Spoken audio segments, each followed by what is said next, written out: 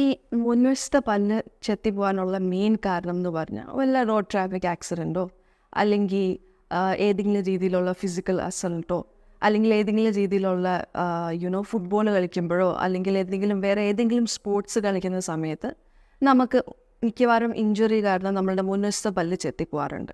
ഇതെങ്ങനെ നമുക്ക് ഓവർകം ചെയ്യാൻ പറ്റും? ഇത് മെയിൻലി ഓവർകം ചെയ്യാൻ 2 ട്രീറ്റ്മെൻറ്റാണ് ഉള്ളത്. ഒന്ന് നമുക്ക് കമ്പോസിറ്റ് വിനിയറിങ് എന്ന് പറയും. അത് ഡയറക്റ്റ്ലി നമുക്ക് അന്നന്ന് തന്നെ പേഷ്യൻ്റ് അതായത് ഒരു ദിവസത്തിനുള്ളിൽ തന്നെ നമുക്ക് ഫില്ല് ചെയ്തെടുക്കാൻ പറ്റുന്ന ഒരു പ്രോസസ്സാണ് ഈ കമ്പോസിറ്റ് വിനിയറിങ്. നമ്മളുടെ പേഷ്യൻറ്റിന് അതാത് പല്ലിൻ്റെ ഷെയ്ഡ് കൊടുത്ത് സെയിം വളരെ നാച്ചുറലായിട്ട് തോന്നിക്കുന്ന രീതിയിൽ നമുക്കത് ഫില്ല് ചെയ്തെടുക്കാൻ പറ്റും. ഇനി ഉള്ള വേറൊരു ഓപ്ഷൻ എന്ന് പറഞ്ഞിട്ടുണ്ടെങ്കിൽ സെറാമിക് വിനിയറിങ് എന്ന് പറയും. അത് കമ്പോസിറ്റിനെ കമ്പയർ ചെയ്യുമ്പോൾ കുറച്ചുകൂടെ സ്ട്രോങ് ആയിരിക്കും. നമ്മളുടെ പല്ലിൻ്റെ ഇനാമൽ എന്ന് പറയുന്ന ആ സബ്സ്റ്റൻസ് പോലെ തന്നെ സ്ട്രോങ് ആയിട്ടുള്ള ഒരു ഫില്ലിംഗ് ആണ് ഈ സെറാമിക് വിനിയറിങ് എന്ന് പറയുന്നത്. ബട്ട് കമ്പോസിറ്റ് വെച്ച് നോക്കുമ്പോൾ കമ്പോസിറ്റ് കുറച്ചുകൂടെ വെയർ റെസിസ്റ്റൻസ് ഉള്ളതാണ്, അത്രയും നാൾ ലാസ്റ്റ് ചെയ്യാറില്ല.